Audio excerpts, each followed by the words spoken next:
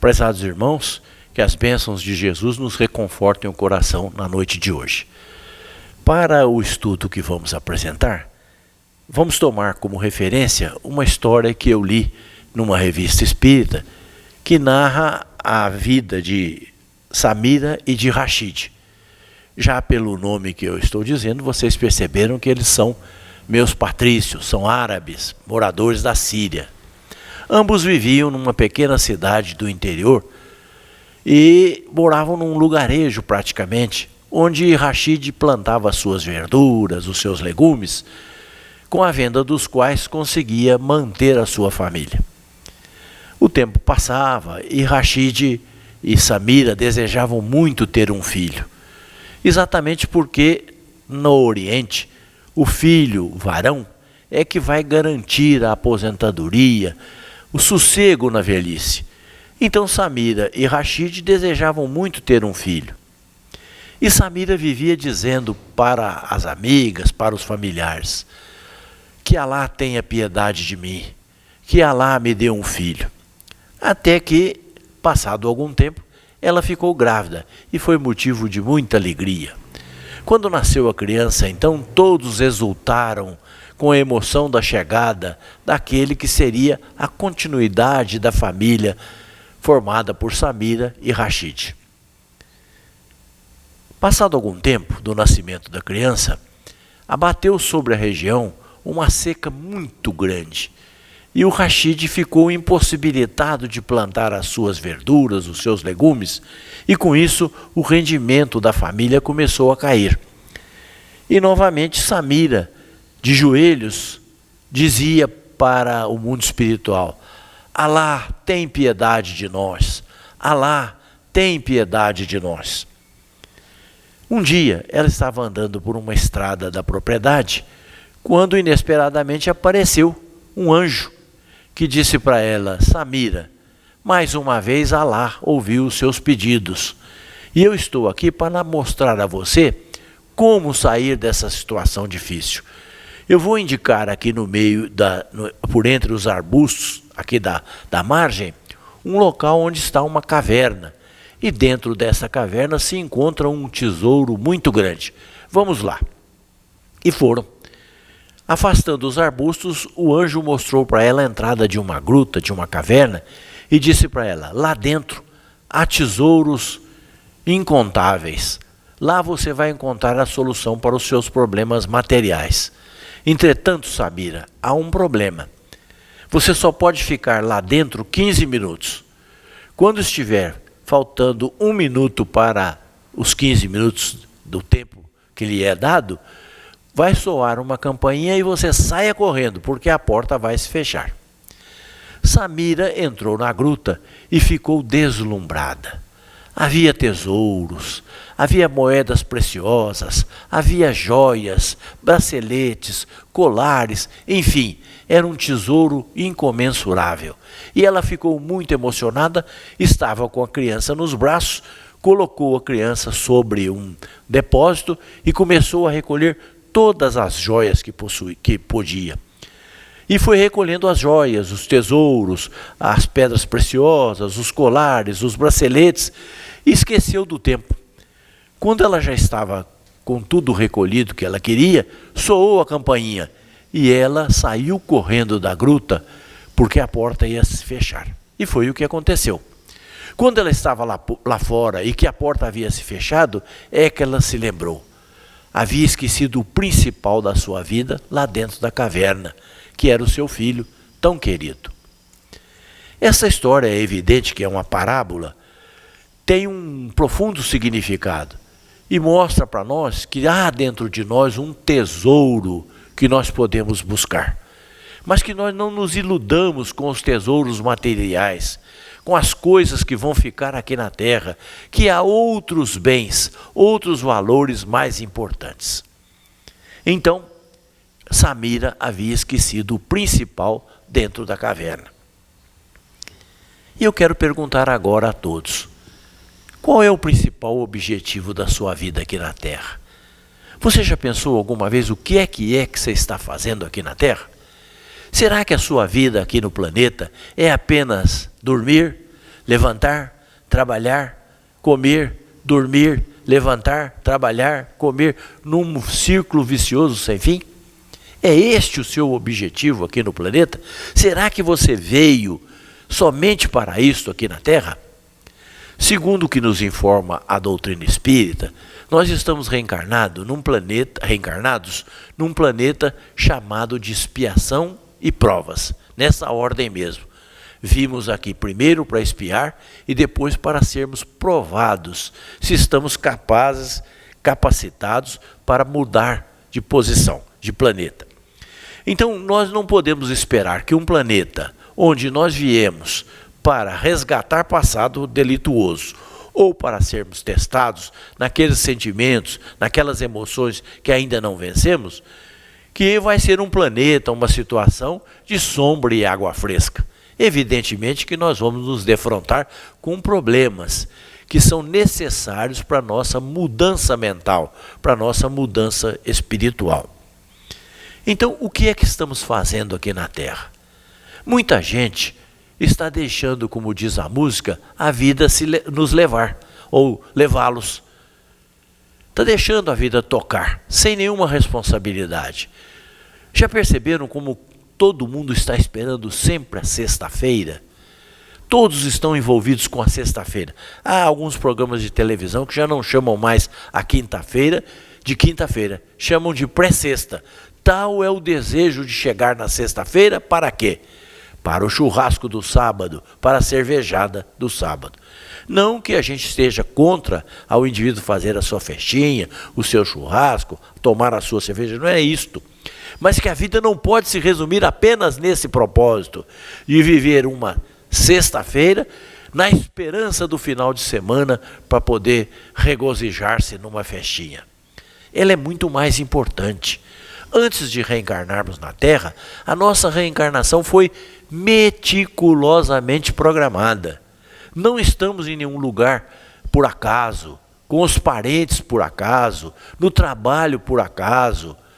Tudo na nossa vida tem um porquê, uma razão. E os mentores espirituais programam detalhadamente a nossa reencarnação. E é tão minuciosa essa programação que até os nossos corpos físicos são estudados no plano espiritual a fim de podermos cumprir o programa que temos pela frente. É bem verdade que em chegando aqui no planeta, envolvidos pelas coisas materiais, quase sempre nós nos esquecemos do programa e mudamos de partido. Viemos para o programa de trabalhos do Senhor e passamos para o programa de satisfação do eu. Quer dizer, egoisticamente, nós pensamos somente em nós e queremos satisfazer as nossas necessidades. Então é preciso que nós pensemos o que é que estamos fazendo da nossa existência aqui na Terra. Como estamos vivendo as nossas preciosas horas que Deus nos oferece para nós cumprirmos a nossa programação. Temos ouvido música? Que tipo de música temos ouvido? Quantos de nós passamos pela vida sem sequer assistir a uma ópera, sem ver uma música clássica? Estamos envolvidos tanto nessa música corriqueira que toca nas emissoras, que nós pensamos que a vida é esta vida material. Comer, beber, dormir, comer, beber, dormir, quando ela é muito mais do que isso. A propósito, qual foi o último livro que você leu? A propósito, qual foi a última peça de teatro a que você assistiu? Porque a nossa vida não é só vivermos as coisas materiais. É claro que temos os nossos compromissos, é claro que temos a educação dos nossos filhos, é claro que estamos diante das atividades que a vida material nos exige. Porém, não é só isso a nossa existência. Até porque já há estudiosos que dizem que a maioria das profissões que nós estamos encontrando na Terra atualmente, dentro de poucos anos vai desaparecer. Vão ser substituídas essas profissões e vai sobrar mais tempo para a formação do espírito. Então, quem sabe nós nos habituemos mais a consultar as enciclopédias. Hoje, com o YouTube, com o Google, é muito fácil consultar conhecimentos que nós não temos. É evidente que há muita desinformação, mas há muita informação disponível para as criaturas. E por que é que nós não mudamos a nossa vida? Por que é que nós não pensamos no espiritual, que é para onde nós vamos? Porque o material vai acabar. Tudo que nós temos, todos os diplomas, todas as fortunas, todos os bens materiais vão ficar aqui na Terra. O que vai nos acompanhar são os valores do espírito. E o que é que nós temos feito para burilar o nosso espírito? No geral, não temos feito nada. No geral, nós temos nos acomodado. E há um fator que muito impede o nosso avanço espiritual, que é o nosso desculpismo. Nós sempre temos uma desculpa para justificar as nossas falhas. Não combatemos os nossos erros em nós mesmos porque usamos o desculpismo. Ah, eu não queria fazer, mas fui levado pelas circunstâncias. Ou então a pessoa diz assim, outro no meu lugar faria muito pior. Ora, esse é problema do outro. O nosso é fazer o melhor que está ao nosso alcance, o possível na nossa existência. E nós, os espíritas, infelizmente, ainda temos uma desculpa mais séria, mais grave, mais equivocada. Nós dizemos assim, eu não queria fazer, mas o obsessor me levou a fazer isto. Ora, nós sabemos que a obsessão é um problema de sintonia. Nós só fazemos as atitudes que o obsessor nos sugere porque estamos sintonizados com ele, porque vibramos naquela faixa, porque aquilo está dentro de nós. Não foi por outra razão que Jesus disse no Pai Nosso que Deus nos livrasse da tentação. Não porque a tentação está fora de nós, mas é porque ela está dentro de nós. Nós só encontramos o sofrimento da tentação porque nos sentimos tentados naquilo com o qual nós nos sintonizamos. Certa feita, o médium Chico Xavier foi interrogado por um companheiro que perguntou a ele, ô Chico, o que é tentação? E o Chico pensou um pouco e naquele seu jeito mineiro de sabedoria disse assim, ah, meu filho, tentação é uma coisa que a gente corre dela, torcendo para ela nos alcançar. E é isso mesmo. A tentação nos alcança porque nós queremos ser alcançados, porque nós queremos ser atingidos. Portanto, nós temos que abandonar o desculpismo que nos caracteriza e encontrar soluções dentro de nós mesmos para vencermos as dificuldades que são inerentes ao nosso processo evolutivo.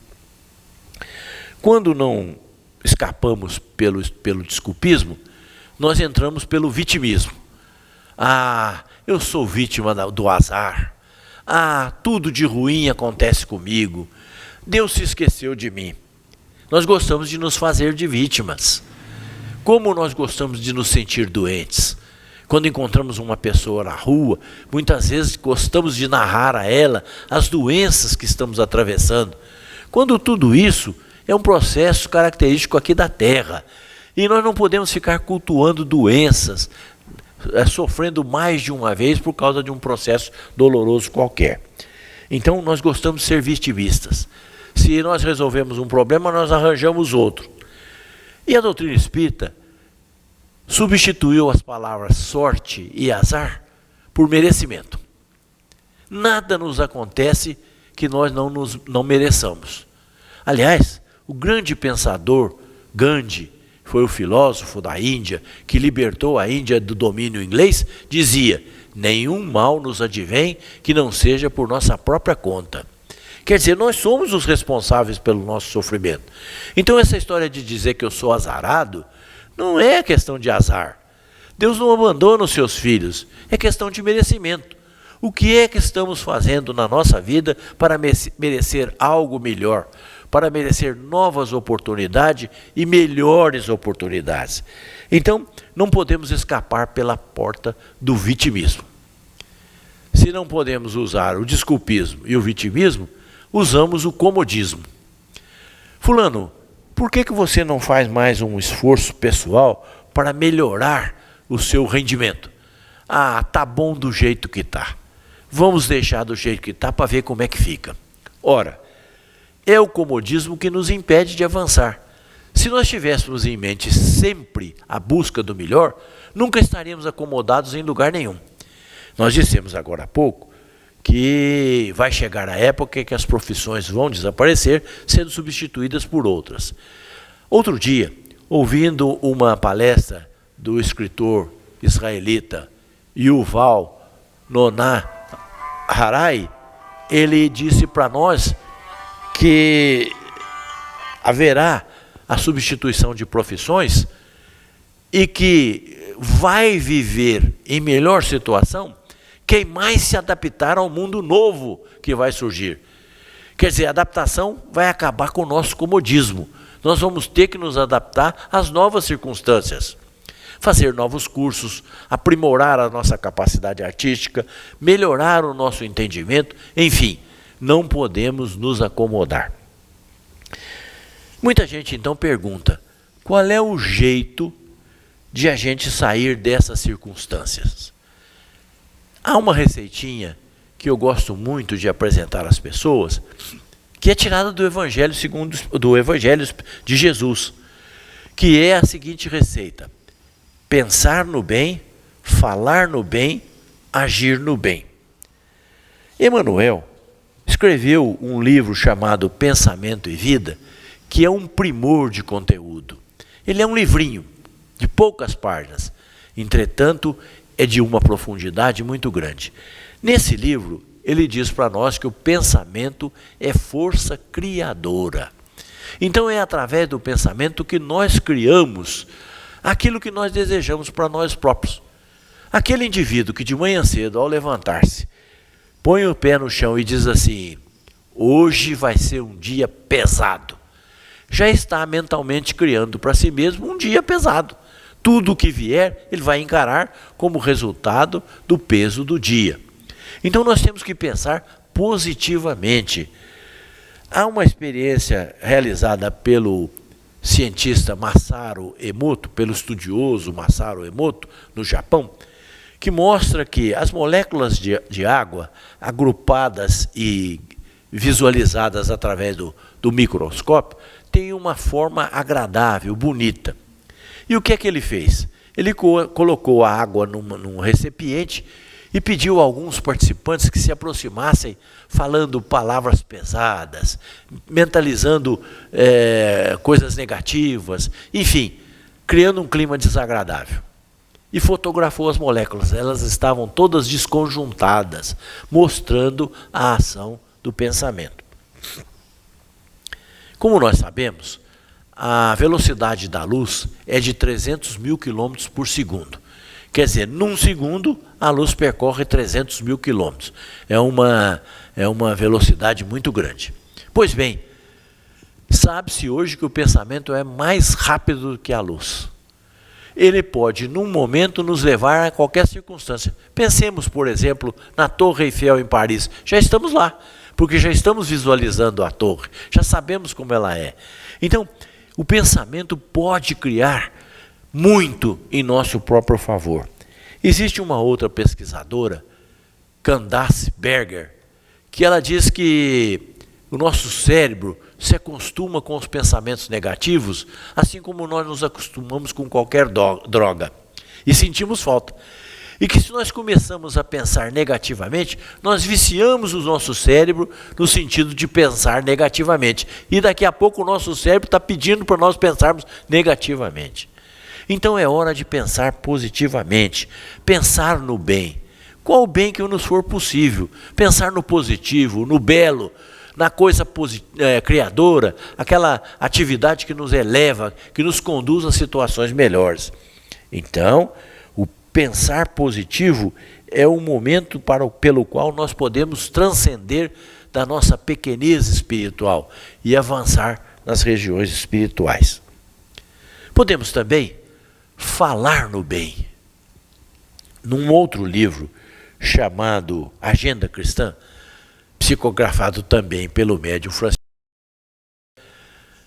André Luiz nos adverte, lembrando que o mal não merece comentário em tempo algum.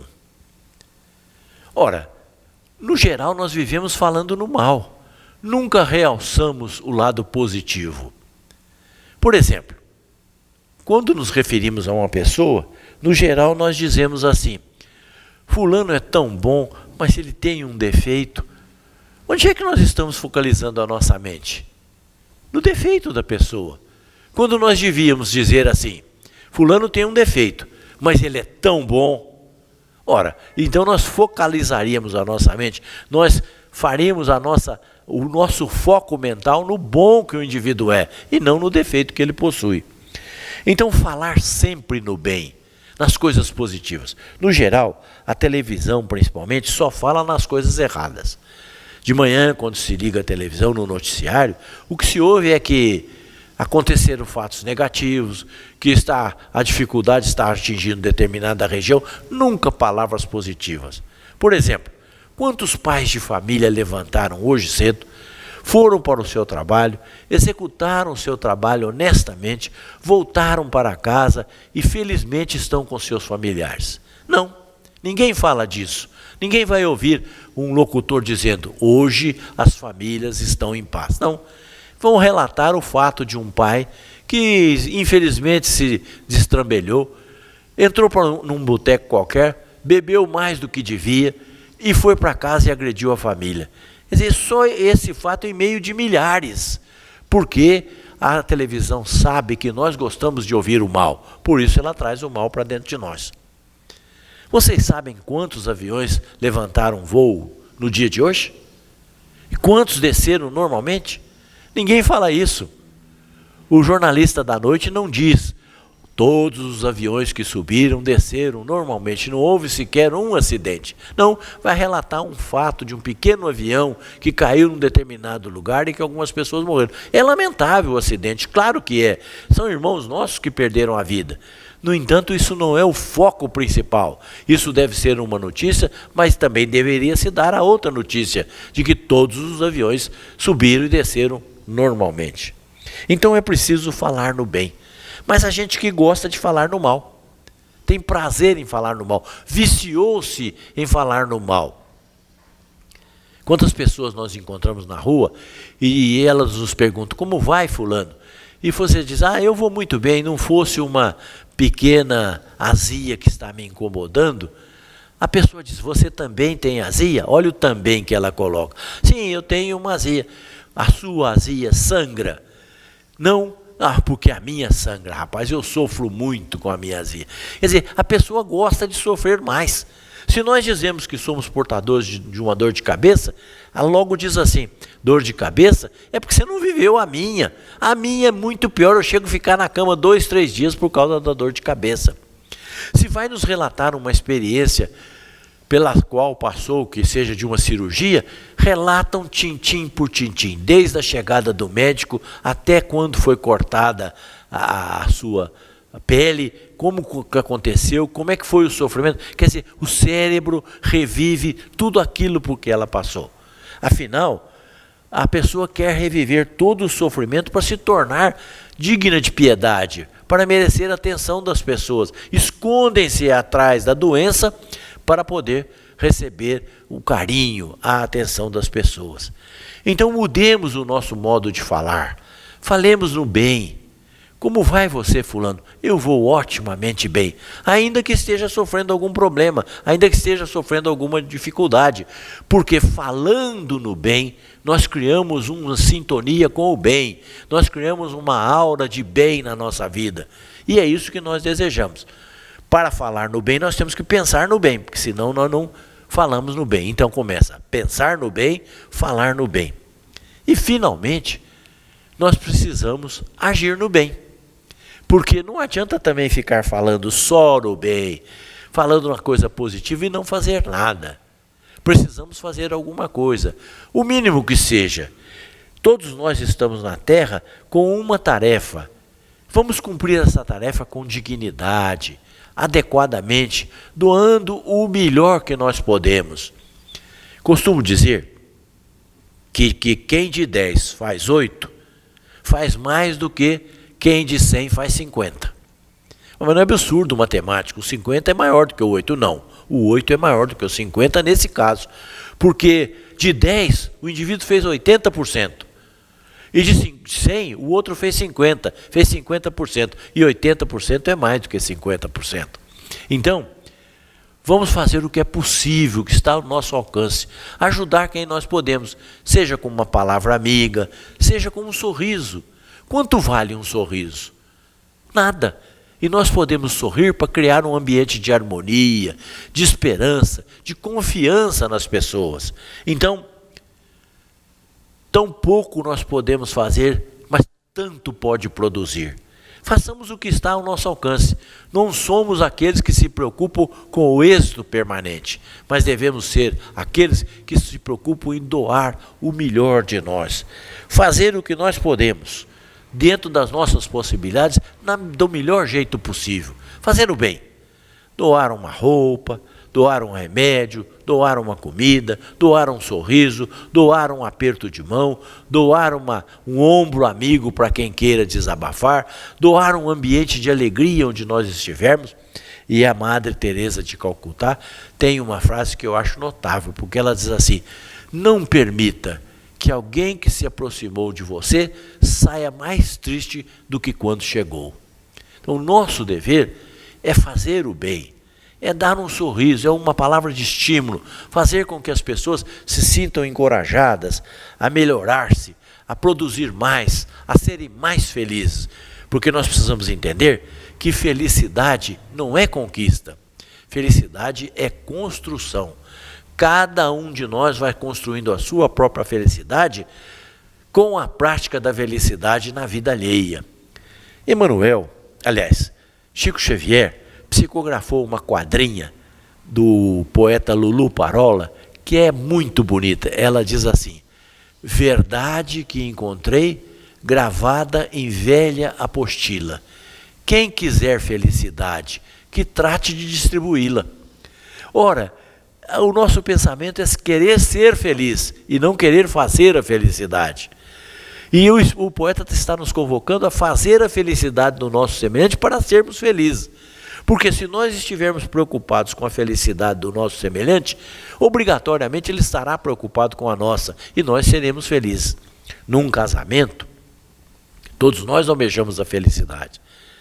Mas ao invés de procurar a felicidade que o outro nos dê, procuremos fazer a felicidade do outro. Porque se nós fizermos a felicidade do nosso cônjuge, dos nossos filhos, eles farão a nossa. Porque a gente colhe o que semeia. A vida nos dá o que nós damos para ela. Então vamos agir no bem. Há uma outra parábola muito interessante que fala sobre a ação no bem.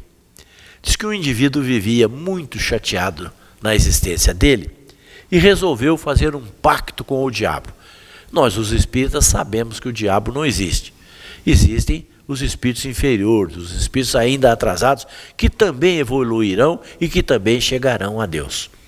Mas esse indivíduo acreditava no diabo e resolveu propor para o diabo a seguinte questão: Senhor diabo, se o senhor me der todo o dinheiro que eu possa amealhar, juntar, eu vou usar esse dinheiro toda vez que o senhor me der.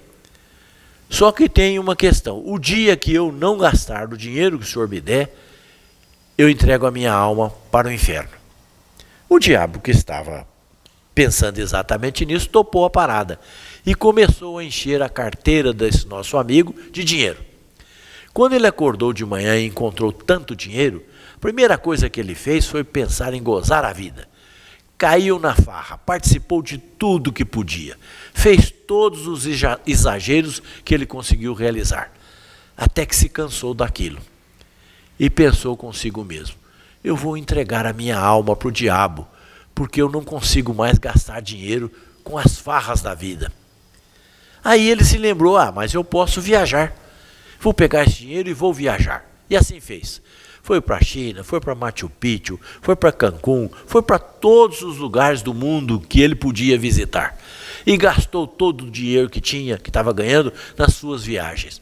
Até que um dia ele se cansou daquela história de faz mala, desfaz mala, faz mala, desfaz mala, e pensou consigo: eu vou entregar a minha alma para o inferno, porque eu não consigo gastar mais dinheiro. Aí se lembrou: não, mas eu posso comprar propriedades.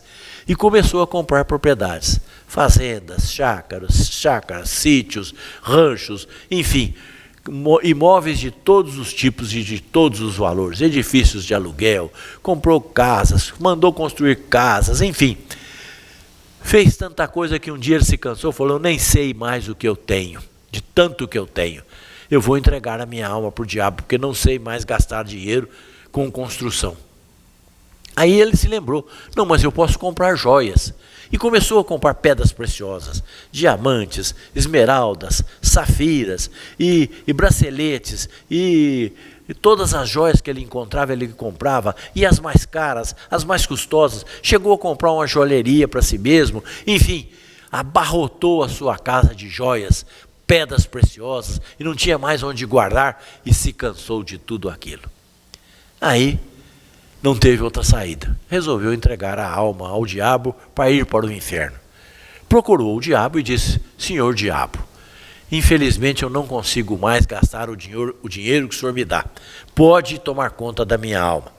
Nisso o diabo transformou-se num anjo, porque na verdade o diabo é um anjo mesmo.